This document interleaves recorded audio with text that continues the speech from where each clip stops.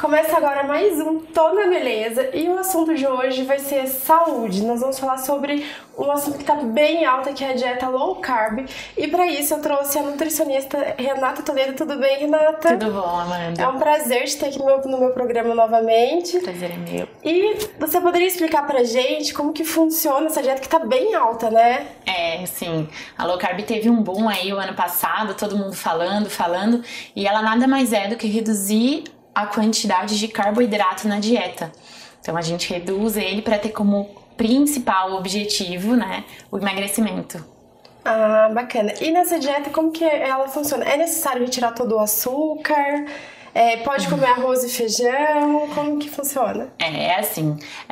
A gente tem 3 grupos de alimentos: carboidrato, proteína e gordura. O carboidrato, quando a gente consome, ele se transforma em açúcar. Então, o arroz se transforma em açúcar, a batata, o açúcar se transforma em açúcar, que é aquela glicose que a gente fala no sangue. Então, sempre que a gente come alguma fonte de carboidrato, a gente ativa a insulina. Então, pensando na low carb, essa insulina que é o maior problema, a gente tenta baixar esse hormônio, que ele faz com que a gente armazene gordura, então ganhe gordurinhas, entre aspas. Então daí a gente tem que reduzir qualquer outra fonte de carboidrato, pensando arroz tem que reduzir, batata, pães e todas as outras fontes. Ah, sim. E com relação aos grãos e seus derivados, isso pode comer à vontade ou não? Quando a gente pensa na estratégia, você vai procurar um profissional que te auxilie, uma nutricionista, que vai reduzir o seu consumo de carboidrato. Então, por um exemplo, eu que sou maior e etc., talvez eu vá comer um pouco mais de grãos. Grãos são fontes de carboidrato também, mas eles podem estar presentes nessa alimentação. Daí depende da quantidade que a pessoa pode consumir. É em torno de 1 grama de carboidrato por quilo de peso. Não quer dizer que é sem carboidrato. Isso é bem importante pontuar. As pessoas estão com uma carbofobia, que a gente fala, com medo de fruta, com medo de tudo. E não é isso. É reduzir essa quantidade de carboidrato para talvez em torno de 30% da dieta, mas não ficar totalmente sem ele. E aí procurar as boas fontes. E os grãos são boas fontes também. E, Renata, explica pra gente, ela serve somente para o emagrecimento ou é usada também para quem quer alcançar a hipertrofia? Isso é muito bom pontuar. Então, o que eu tenho recebido no consultório? Pessoas que querem hipertrofia, que é o ganho de massa magra, fazendo uma dieta com um teor reduzido de carboidrato. Não vai dar. Porque quando uma pessoa pensa em hipertrofia, ela tem que fazer um treino, mas ela para hipertrofia, e para esse treino ela vai usar o carboidrato como fonte de energia. É como se carboidrato ficasse nesse músculo que ele quer estimular para o crescimento. Aí quando a pessoa vem com uma dieta com baixo teor de carboidrato, ela não vai conseguir hipertrofia. Não tem como. Precisa ter uma quantidade aumentada de carboidrato, aumentada de proteína e treino. Não dá. Senão não vai. Não vai.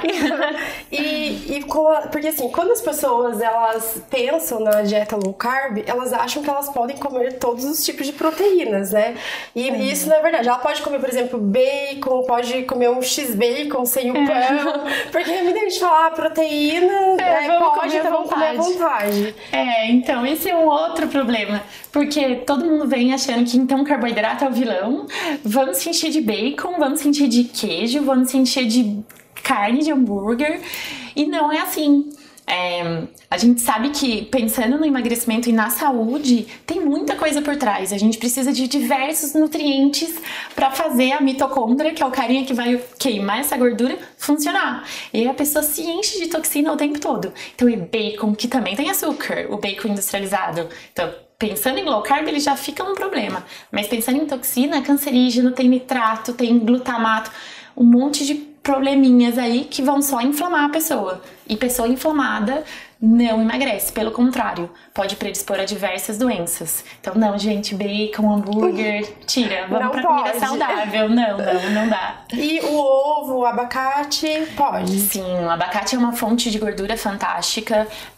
O abacate tem bastante antioxidante, tem vitamina E, tem glutationa. Então, o abacate ajuda para diversas coisas, principalmente no emagrecimento. Eu sou muito a favor do consumo dele, não só em low carb. Então ele é fantástico, o ovo é uma proteína fantástica, elástica, principalmente o caipira. O ovo caipira tem bastante colina, que é antioxidante, já ajuda na memória. Então, ovo sim, abacate sim. Essas fontes de proteína, frango, pensando em quem é vegetariano e vegano e quer pensar em reduzir o carboidrato, os grãos são boas opções também. Apesar de ter carboidrato, eles também têm proteína vegetal. Então, tudo tem que ser pensado aí de acordo com a pessoa. Ah, muito bacana. O assunto, gente, tá muito legal, mas a gente vai para um rápido intervalo e toda beleza volta já.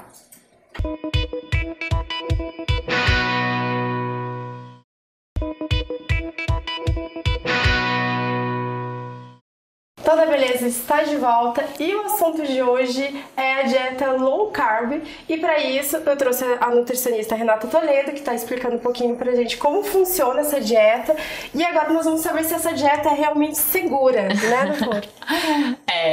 Em relação a se ela é segura ou não, sempre com um profissional auxiliando. Lembrando que ela se trata de uma estratégia entre todas as outras que a gente tem para o emagrecimento. Então, a low carb, essa redução de carboidrato, ela pode ser uma possibilidade. Mas, por um exemplo, se vai pensar em uma pessoa que é depressiva e que precisa de uma... pensar nessa produção de serotonina e tudo mais, talvez entrar com uma low carb para ela pode prejudicar.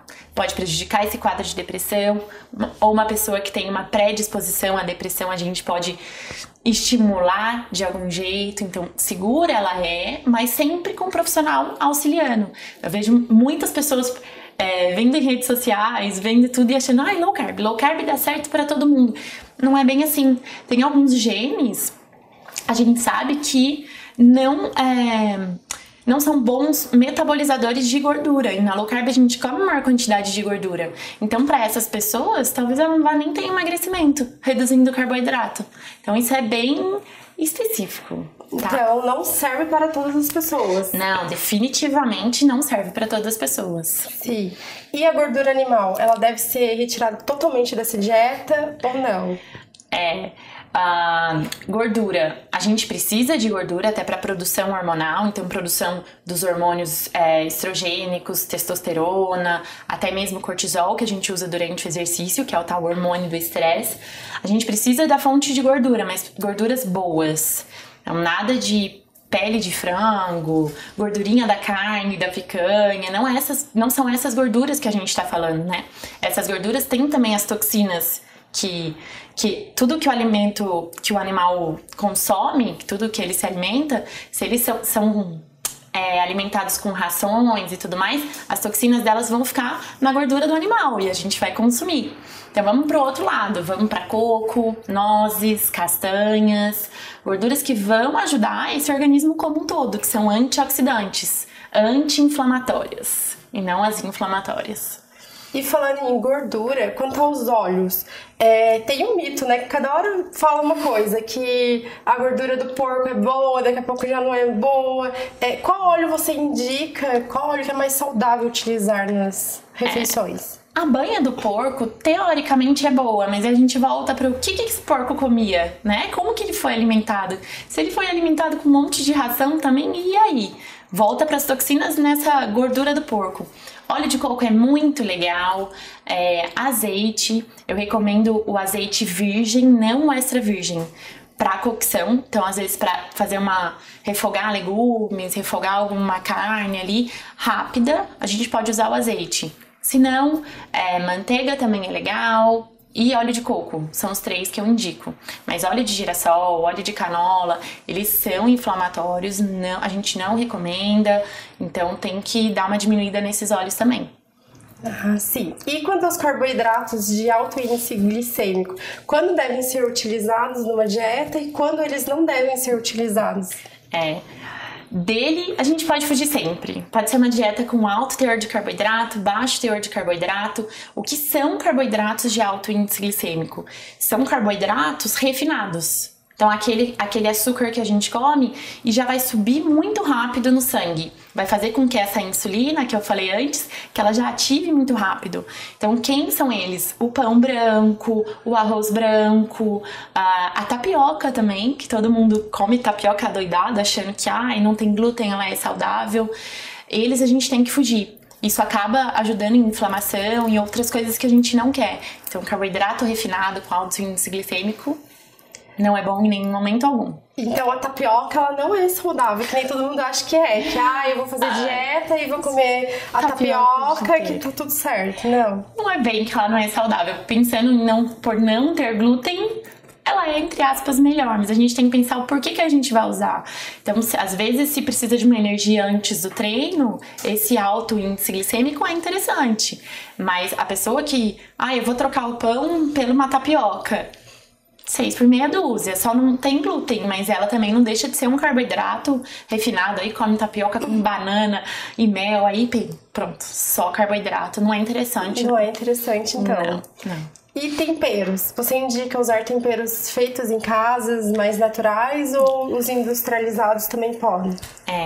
Tempero industrializado tem bastante corante e conservante. O corante, nem todos, mas conservante, realçador de sabor, eles trazem muito malefício para a saúde. Trazem tanto hiperatividade, pensando em crianças, isso é bem complicado. Sazon, Ajinomoto, temperinho que tem glutamato monossódico. Esse é o maior problema. Eles vão trazer diversos... tem estudos relacionados a câncer, parte de câncer de estômago. Então vamos pro temperinho natural. Açafrão, pimenta, cebola, alho, eles também vão auxiliar no emagrecimento, em recuperação celular para quem muscular, para quem quer hipertrofia. Então, eles ainda vão trazer benefícios, tá? Então, sempre utilizar temperos caseiros, né? E caseiros. Não temperos industrializados. Orégano é muito legal, salsinha, cebolinha, todos eles são muito interessantes. Bacana. Essa dieta ela pode ser feita durante quanto tempo? A estratégia depende de pessoa. Tem paciente que eu aplico por 3 meses e a gente reavalia, vê em relação à parte hormonal, isso é muito importante, sempre tem um profissional por trás avaliando, se deu alteração. Teve pessoas já que vieram pra mim fazendo, tiraram todo o carboidrato. Aí fizeram jejum, fizeram tudo sozinhas e que baixou muito o nível de testosterona. Então uma coisa que era pra ser bom, acaba sendo ruim. Baixou a testosterona, principalmente nós mulheres que já não temos muitas, a pessoa vai ficar um pouco mais depressiva, sem vontade de fazer atividade física, vai perder massa magra. Então tudo isso tem que ser avaliado. Por isso é importante procurar um profissional. Ver quanto tem que fazer essa alimentação, quais os efeitos colaterais ou não, se está fazendo de modo correto. Tá? É sempre importante, né? Buscar um profissional capacitado e não ir fazendo por conta própria. Exato. Até porque você mesma disse, né, no outro bloco, que essa dieta não serve para todas as pessoas, né? Então pode ser prejudicial. Às vezes as pessoas acham, né, que estão fazendo um bem para elas e na verdade estão prejudicando. Exatamente. Tem gente que pega... Às vezes até copia a alimentação do amigo que passa em nutricionista. Só que aquela alimentação foi feita para o amigo. Não é o mesmo metabolismo, não é o mesmo tipo de treino, não são os mesmos hormônios. Então, cada alimentação é para a própria pessoa. A gente fala nutrição individualizada. Cada um vai reagir de uma maneira. Não copie a dieta do amiguinho. Não dá certo. Não dá certo, viu, gente? Não. Então é isso. Nós vamos para um rápido intervalo e toda beleza volta já.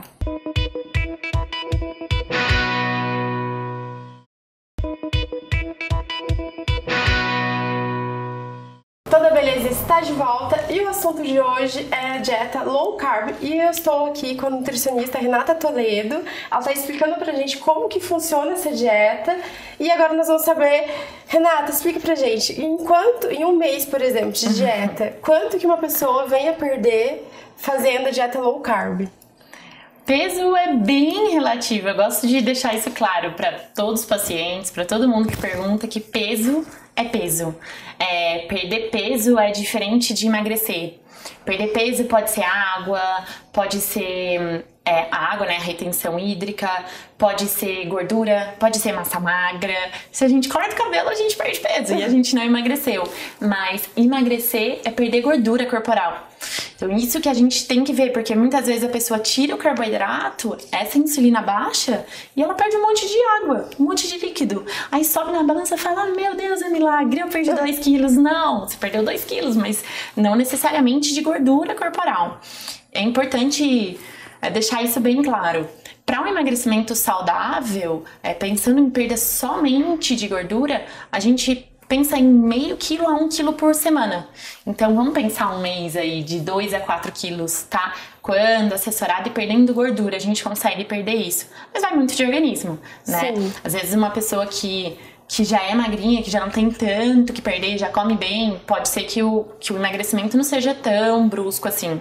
Mas alguém que come muito mal, a gente já reduz carboidrato, caloria, aí pode ser que perca gordura. Mais gordura, às vezes perde 6 quilos e 4 quilos são de gordura corporal. Sim, Tá? então geralmente a pessoa perde mais, não necessariamente é gordura que está perdendo, né? Perde peso, né? Perde peso. Mas não necessariamente gordura. A gente fica, eu até brinco com menina. Mas você não vai andar com a balança na praia, né? Assim, perder gordura é diferente de perder peso. Tem que ver o que tá perdendo. Sim. Tá.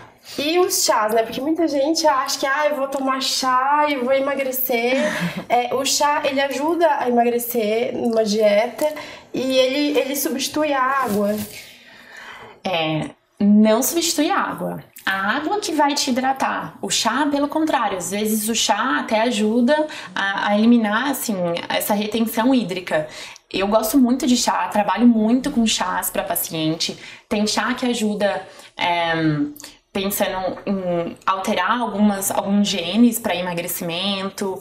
Tem chá que ajuda a ativar um pouco o metabolismo, a dar um pouco mais de ânimo, que é o caso do chá verde. Chá verde é fantástico para prevenção de doenças, fantástico para dar uma acordada também, que ele tem cafeína, né? Ele ajuda até em depressão, ele é muito legal, tem L-teanina. Mas não é para todo mundo.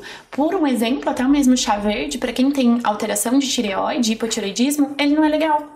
Então, eu vejo gente tomando 1 litro de chá, não é bem por aí. O chá não deixa de ter um efeito fitoterápico. Então, não dá pra se encher de chá 1 litro por dia.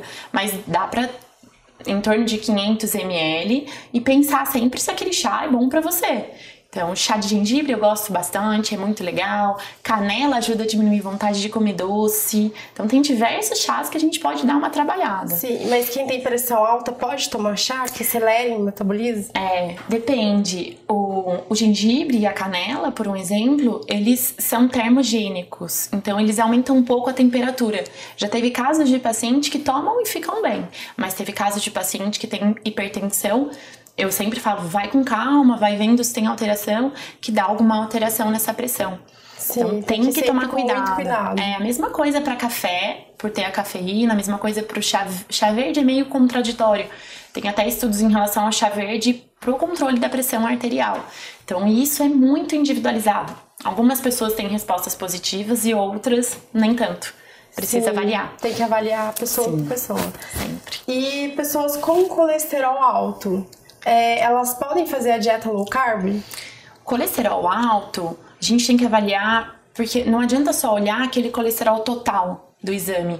A gente tem que avaliar as frações do colesterol e o porquê que ele está elevado. Tem uma fração dele que é bem voltada para o carboidrato, chama VLDL.